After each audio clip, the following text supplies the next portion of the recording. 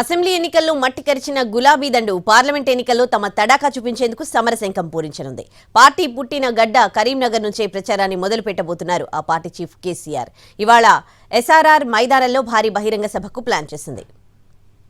పుట్టుకున్నామో అక్కడే వెతుక్కోవాలన్న సామెతను నిజం చేయబోతున్నారు కేసీఆర్. ఎక్కడ పుట్టిందో అక్కడే పార్టీ సమరశంఖాన్ని పూరిస్తున్నారు.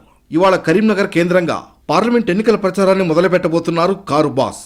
కరీంనగర్ వేదికగా జరగబోయే బీఆర్ఎస్ కథన భేరీకి భారీగా కార్యకర్తలు, అభిమానులు, ప్రజలు తరలి రావాలని ఆ పార్టీ సీనియర్ నేత కరీంనగర్ ఎంపీ అభ్యర్థి వినోద్ కుమార్ పిలుపునిచ్చారు.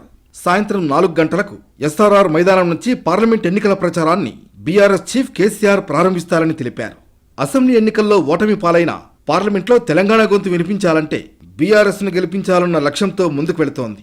ఢిల్లీలో బీజేపీ, తెలంగాణలో కాంగ్రెస్ ఉంది. మరి బీఆర్ఎస్ ఎంపీలు ఎందుకు అని కొందరు ప్రశ్నిస్తున్న వారికి ధీటుగా సమాధానం కేసీఆర్ చెబుతారంటున్నారు వినోద్. ఎందుకంటే గులాబీ జెండా ఎంపీలు పార్లమెంట్లో తమ గళాన్ని విప్పి ఎన్నో సాధించుకున్నారని, ఇప్పుడు మరింత ఎక్కువ అవసరం ఉందంటున్నారు.